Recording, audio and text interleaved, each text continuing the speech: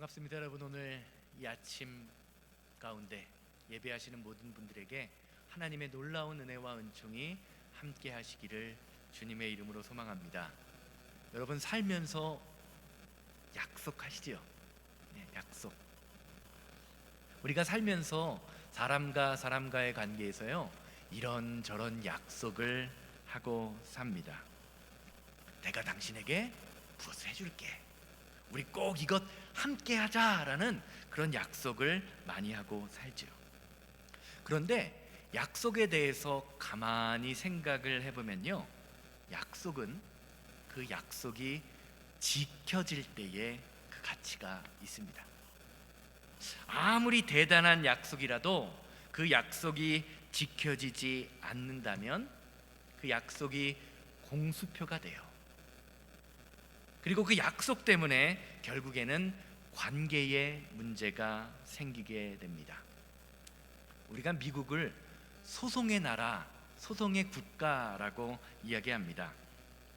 미국 사람들 사이에서 소송이 많은 이유는요, 결국 약속에 관한 해석이 다르기 때문입니다.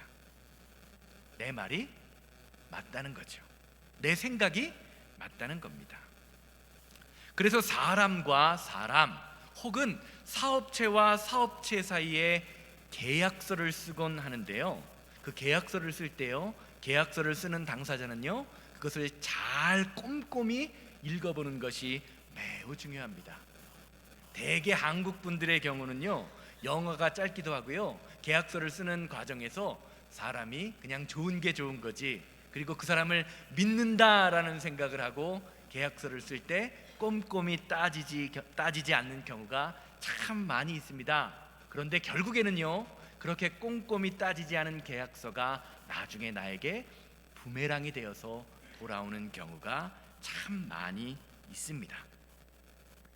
계약이 어떻게 되어 있는지에 따라서요, 그 계약의 결과는 엄청나게 달라집니다. 신앙생활도 마찬가지입니다. 성경은요, 온통 하나님께서 저와 여러분들에게 주신 약속의 말씀입니다. 오죽하면 성경의 이름도 무엇입니까? 오래된 약속, 새로운 약속이라는 뜻의 신약과 구약입니다. 하나님은요, 인간을 창조하시고 처음부터 처음 사람 아담과 하와에게 언약의 말씀을 주셨습니다. 약속을 주신 거죠. 선악과를 따먹지 마라. 선악과를 따먹으면 너희가 어떻게 된다? 정령 죽을 것이다. 이후에도 성경을 살펴보면요, 아브라함의 언약, 시내산의 언약, 예수님이 승천하면서 우리에게 주신 그레이트 커미션, 마지막 지상 최대의 명령 약속, 이렇게 수많은 약속들, 언약을 주십니다.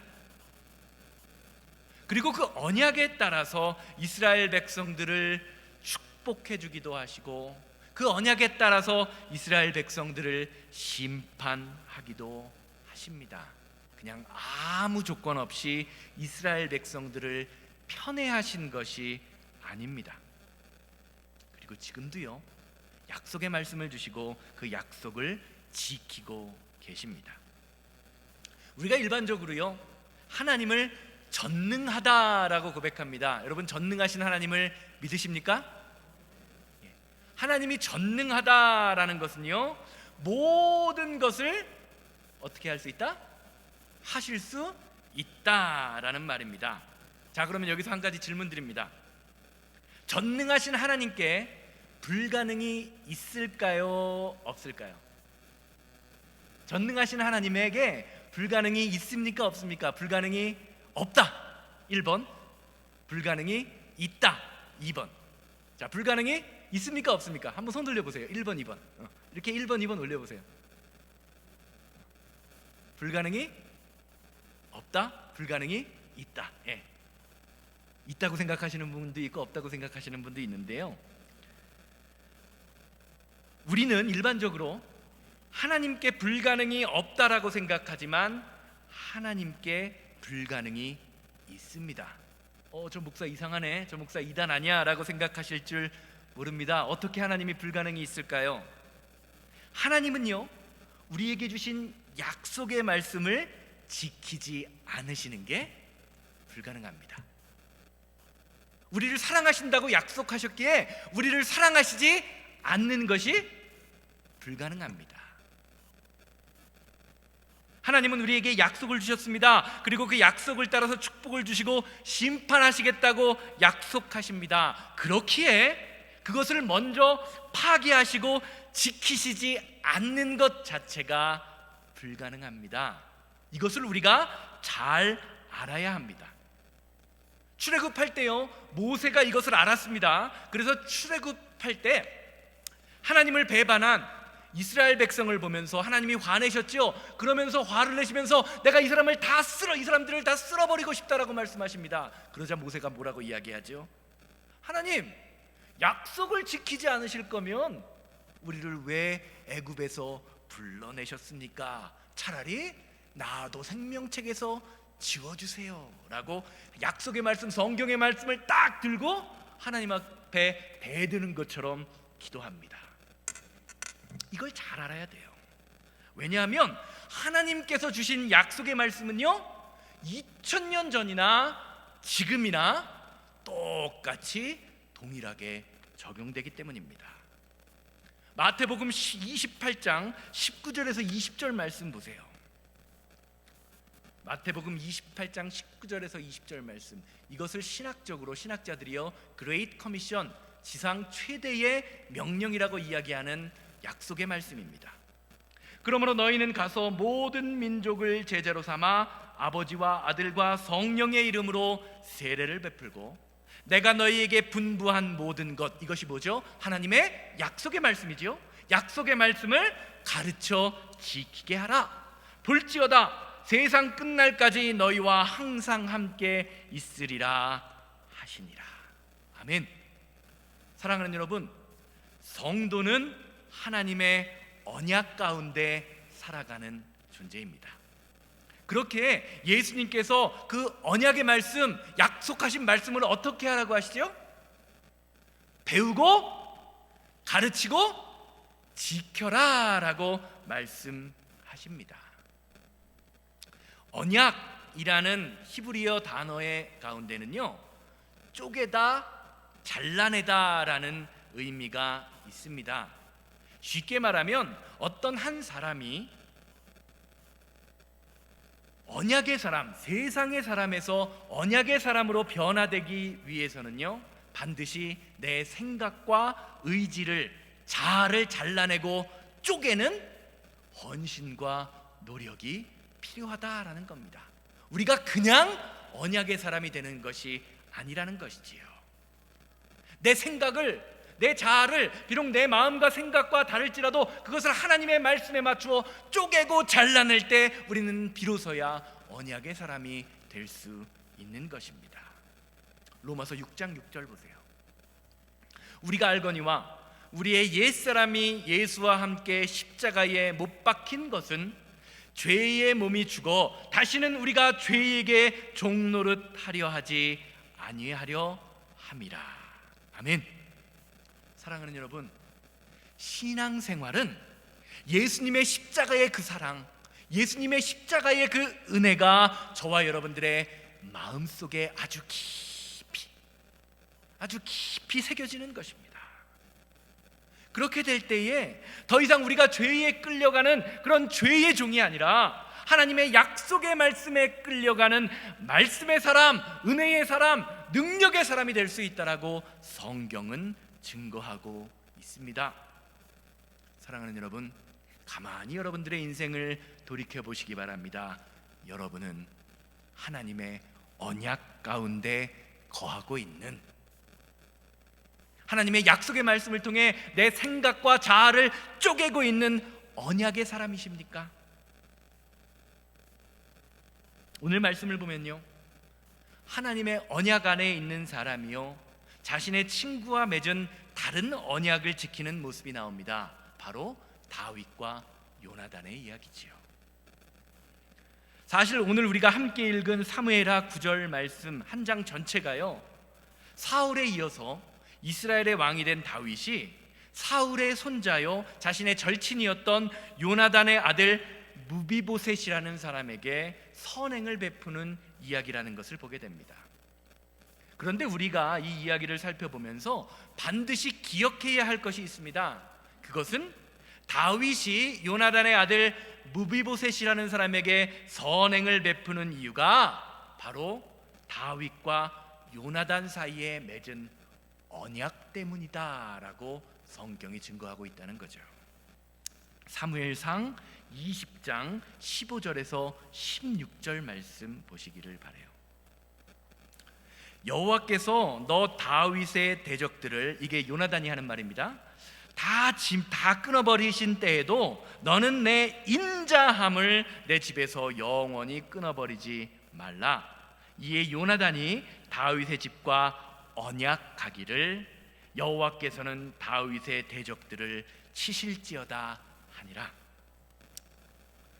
사무엘상 17장 이후의 말씀을 보면요, 다윗이 승승장구하자 그의 장인어른이었던 사울이요 다윗을 죽이려고 합니다. 그때 왕세자였던 요나단이요 자신의 왕권을 포기하고 다윗을 도와줍니다. 이렇게 목숨이 위태로울 때 사울이 다윗을 도와주면서요 둘 사이에 이런 언약을 맺어요. 다윗아, 네가 왕이 되면 그때에 나와 내 자녀들에게 좀 은혜를 베풀어 달라라는 언약을 맺습니다.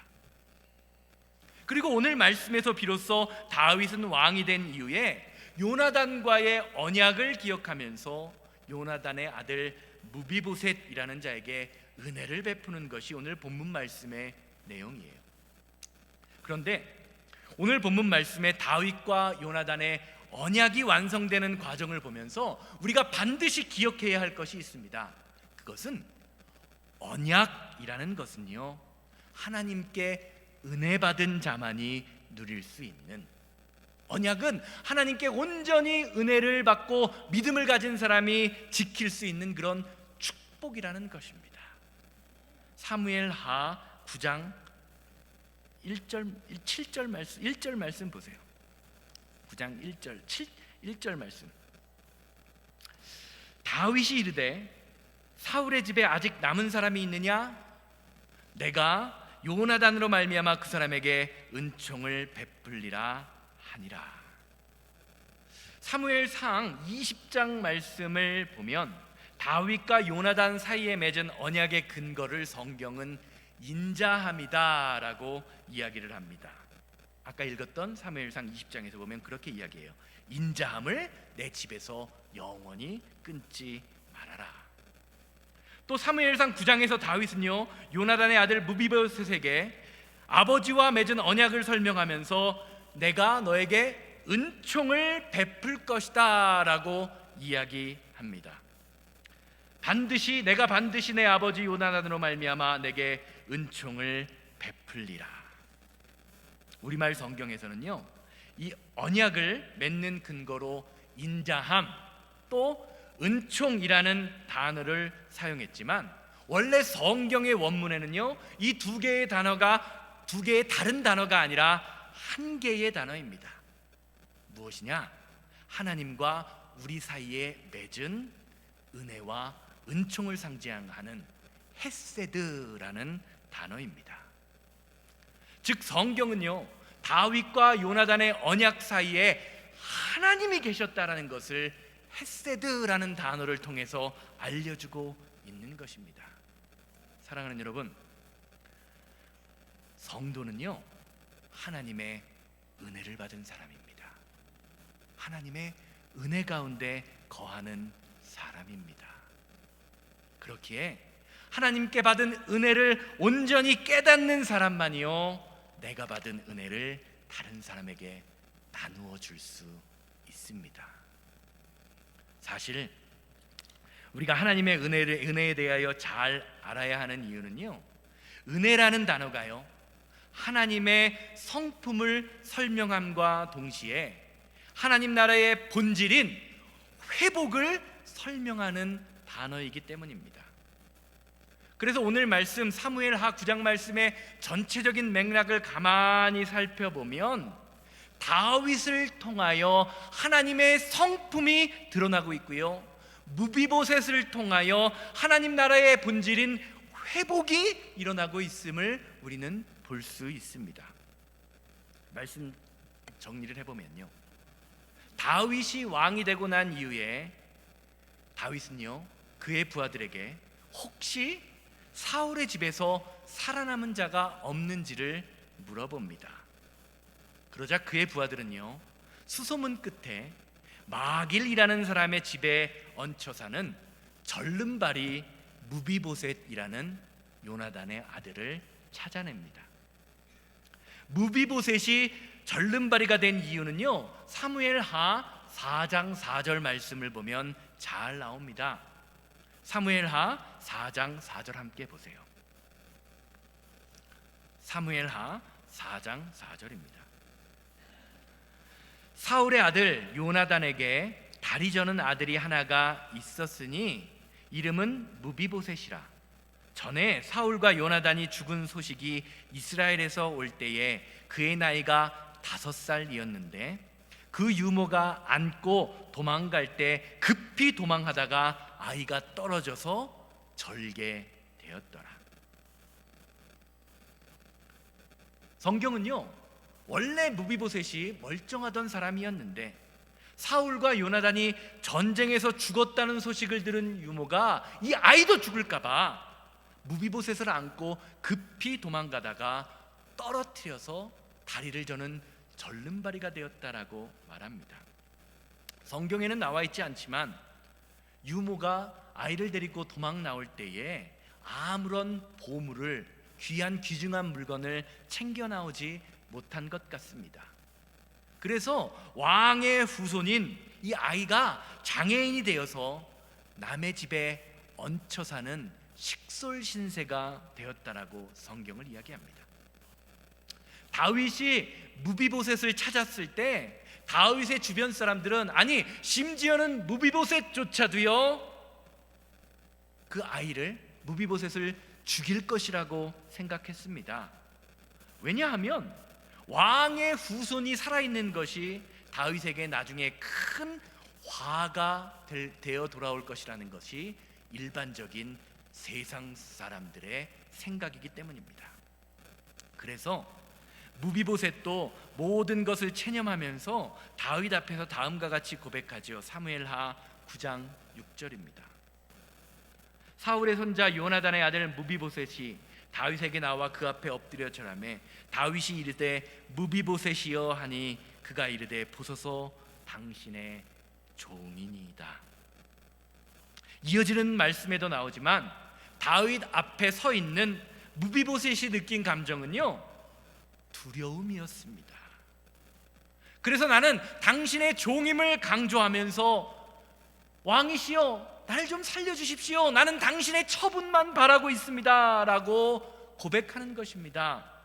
그런데 여기서 놀라운 일이 일어납니다. 7절 말씀 보시기를 바라요. 다윗이 그에게 이르되 무서워하지 말라. 내가 반드시 내 아버지 요나단으로 말미암아 내게 은총을 베풀리라.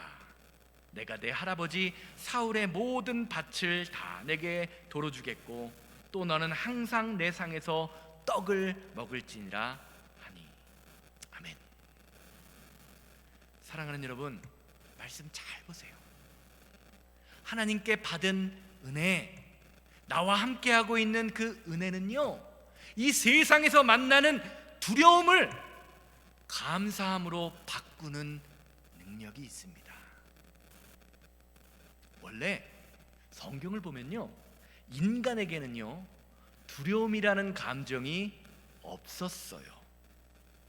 그런데 처음 사람 아담과 하와가 하나님의 언약의 말씀을 어긴 후에 바로 처음 생긴 감정이요 두려움이었다라고 성경은 증거합니다. 창세기 9장 3장 9절에서 10절 말씀 보시기 바랍니다. 여호와 하나님이 아담을 부르시며 그에게 이르시되 내가 어디 있느냐? 이르되 내가 동산에서 하나님의 소리를 듣고 내가 벗었으므로 두려워하여 숨었나이다. 창세기를 가만히 보세요. 성경을 보십시오. 죄가 시작되고 난 이후에 인간은요, 두려워하지 않아도 될 하나님을 두려워하고 있습니다. 전에는 두려워하지 않았던, 온몸이 벌거벗었던 것을 두려워하고 있습니다. 왜냐하면 인간 스스로 하나님과의 언약을 깨어버렸기 때문입니다. 이런 점에서 우리 안에 언약이 회복되면요, 우리 안에 있는 두려움이 사라진다라고 성경은 증거하고 있습니다. 두려움이 변하여 감사가 되고 두려움이 변하여 찬송이 되는 것입니다. 요한일서 4장 18절입니다. 사랑 안에 두려움이 없고 온전한 사랑이 두려움을 내쫓나니 두려움에는 형벌이 있음이라. 두려워하는 자는 사랑 안에서 온전히 이루지 못하였나니라. 아멘. 사랑하는 여러분, 성도는 하나님 이외에는 두려운 것이 없는 사람입니다. 믿으십니까? 뭐가 두려우십니까? 그런데 우리 안에 죄로 대표되는 세상 것들이 자리 잡기 시작하면요, 하나님보다 두려운 게 생겨요. 돈을 잃는 것이 두려워집니다. 건강을 잃는 것이 두려워집니다. 남들이 나를 바라보며 비난하는 것이 두려워집니다. 관계가 깨어지는 것이 두려워지기 시작합니다. 왜요? 하나님을 바라보지 못하고 세상을 바라보기 때문입니다. 오늘 말씀 보세요. 권력자 다윗 앞에서 무비보셋이 느꼈던 감정은 뭡니까? 두려움입니다. 왜냐하면 하나님께서 다윗에게 주신 언약을 몰랐고 또 그 언약 안에서 이루어진 자신의 아버지 요나단과 다윗의 언약을 몰랐기 때문입니다. 그러자 그의 마음에 죽음이라는 감정이 생깁니다. 그의 마음에 두려움이라는 그림자가 자리 잡습니다. 그런데 다윗을 통하여 다윗과 자신 사이에, 그 아버지와 다윗 사이에 언약이 있었다라는 것을 깨닫게 되었을 때 그의 인생은요, 사망에서 생명으로 바뀝니다. 남의 것을 빌어먹던, 남의 집에서 살던 그런 인생에서 왕궁에서 모든 것을 누릴 수 있는 회복되는 인생으로 그의 인생이 완전히 바뀌게 됩니다. 이 모든 것이 무엇 때문입니까? 바로 언약 때문입니다. 그런데 참 재미있는 사실은요, 무비보셋이라는 사람이요, 원래 모든 것을 누릴 수 있는 것이 마땅했던 사람입니다.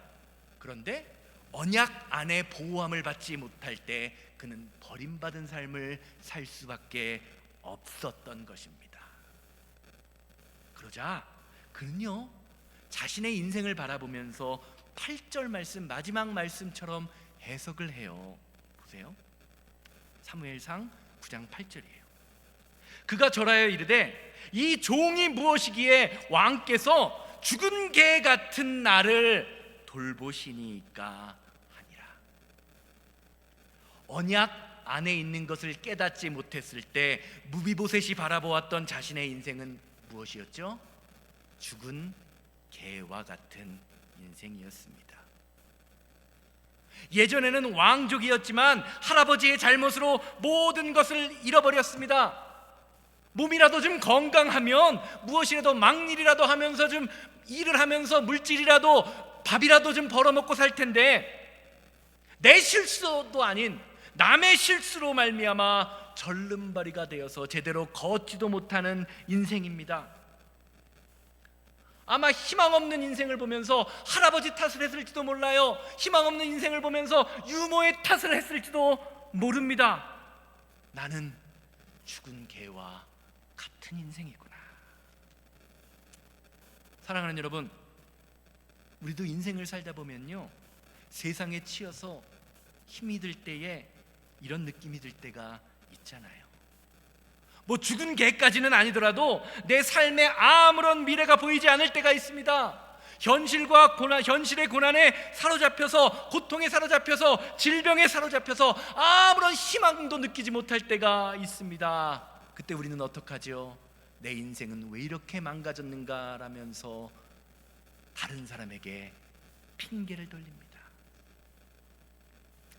이런 게요, 우리가 은혜 안에 거하지 못할 때 저와 여러분들에게 나타나는 현상이라고 성경은 증거합니다.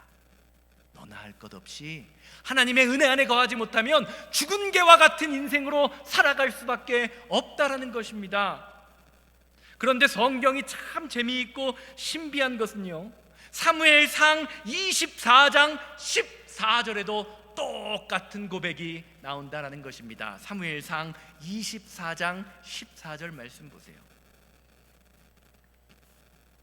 이스라엘 왕이 누구를 따라 나왔으며 누구를 쫓나이까? 죽은 개나 벼룩을 쫓은 이민이다. 이 고백이 누구의 고백이냐면요, 다윗의 고백입니다. 엔딕의 동굴이라는 곳에요, 사울이 수많은 병사를 이끌고 다윗을 죽이겠다고 그 동굴 근처에 있다라는 소식을 듣고 다윗을 쫓아와요. 그런데 그 순간 사울이 똥이 마렵습니다.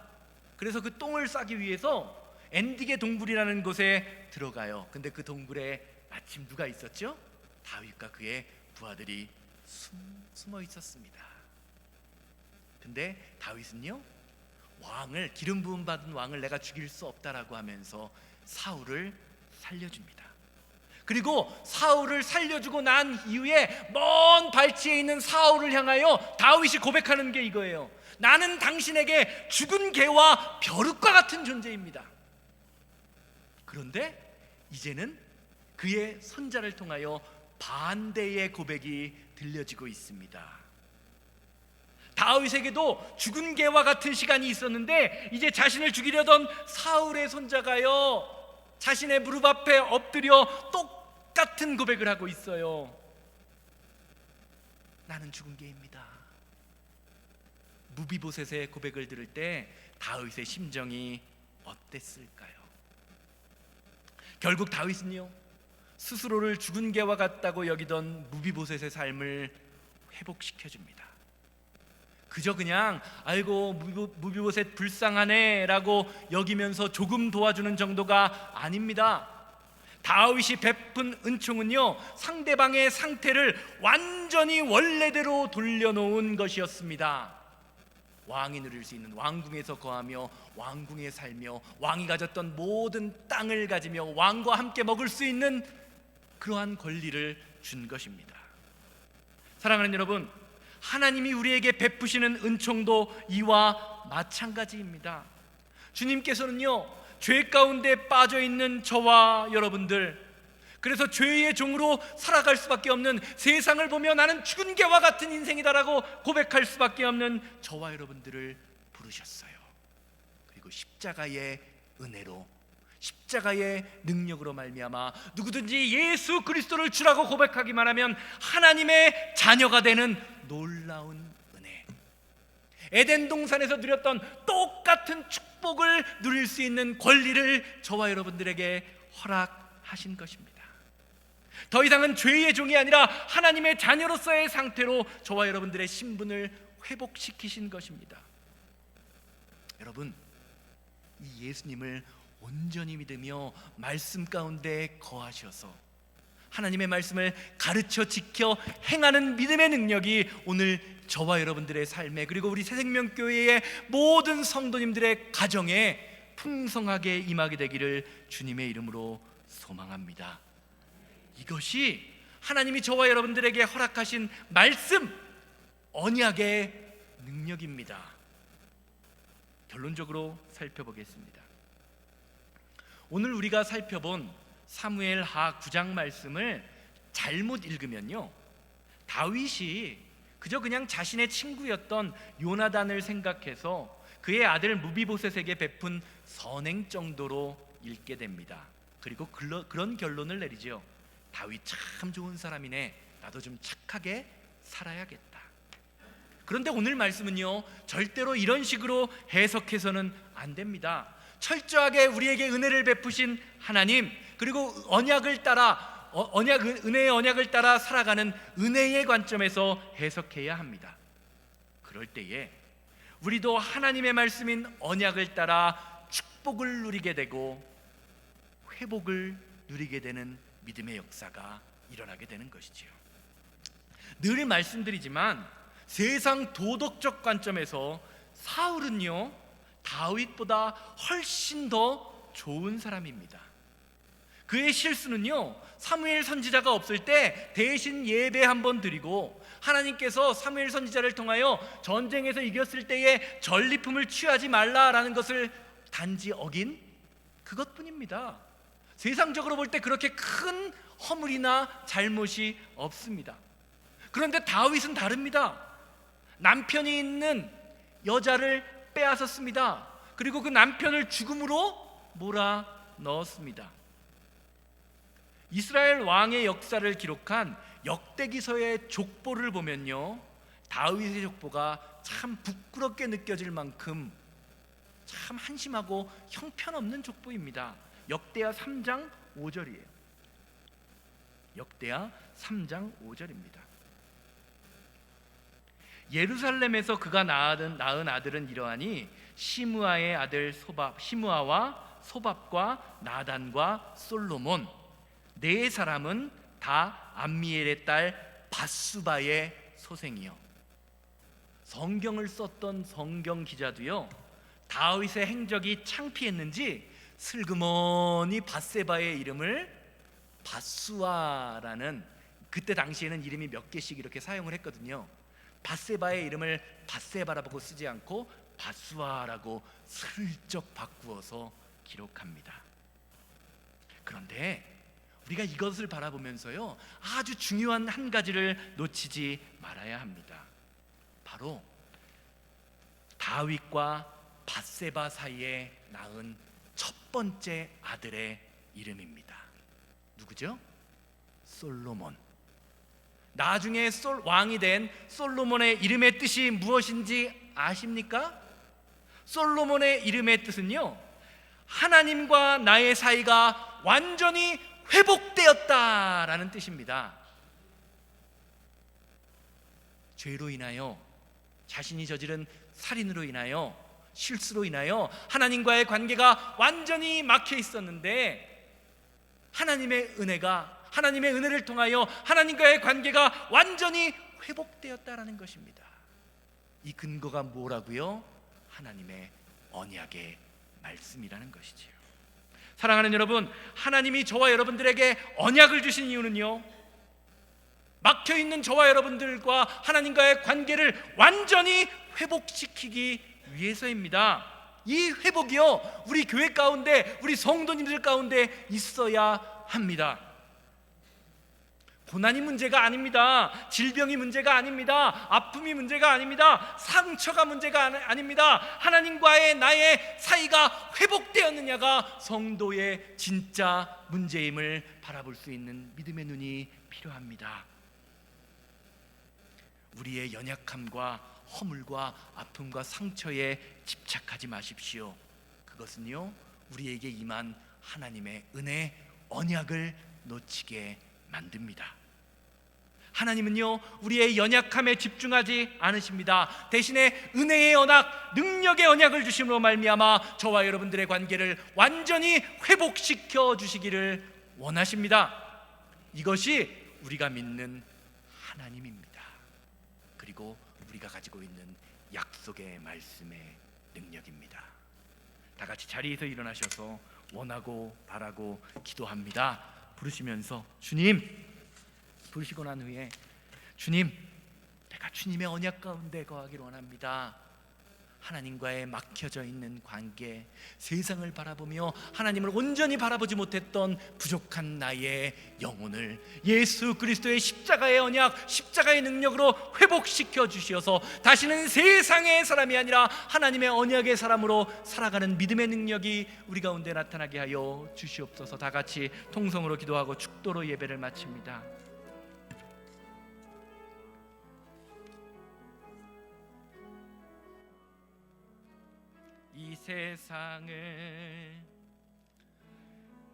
세상을 살아가는 동안에 나의 힘을 의지할 수 없으니 기도하고 낙심하지 말 것은 주께서 참 소망이 되심이라. 주의 길을 걸어가는 동안에 세상의 것 의지할 수 없으니 감사하고 낙심하지 말 것은 주께서 참 기쁨이 되심이. 하나님의 꿈이 나의 비전이 되고 예수님의 성품이 나의 인격이 되고 성령님의 권능이 나의 능력이 되길 원하고 바라고 기도. 하나님의 꿈이 나의 비전이 되고 예수님의 성품이 나의 인격이 되고 성령님의 권능이 나의 능력이 되길 원하고 바라고 기도. 이 시간 다 같이 기도할 때 주님, 내가 언약의 사람이 되게 하여 주시옵소서. 다 같이 통성으로 기도합니다. 주여,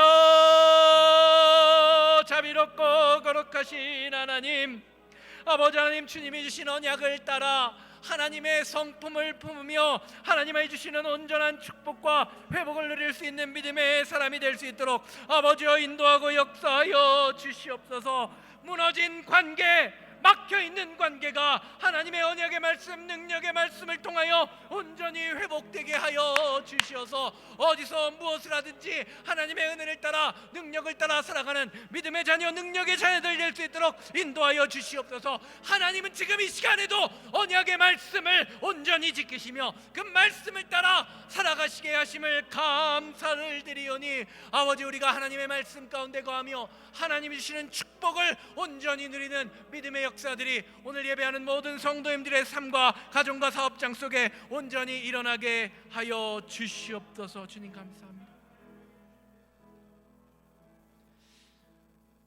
주님,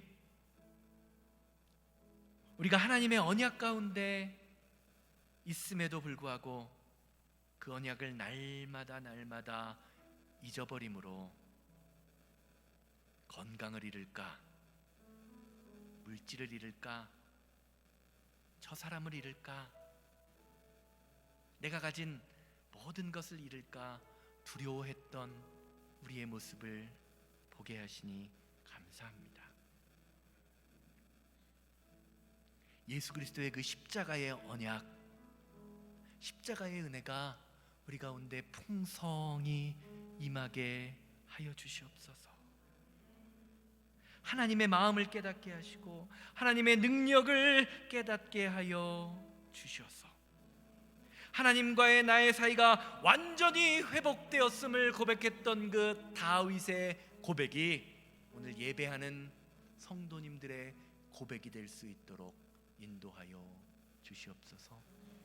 이제는 우리 주 예수 그리스도의 은혜와 아버지 하나님의 거룩하심과 성령님의 감화감동 역사하심이 예배를 마치고 삶의 자리로 돌아가 하나님의 말씀 가운데, 언약 가운데 온전히 거함으로 하나님이 주시는 회복, 하나님이 주시는 성품을 회복하기 원하는 우리 성도님들의 삶과 가정과 사업장, 만나는 모든 사람들 위해 이제로부터 영원토록 함께 있을지어다. 아멘.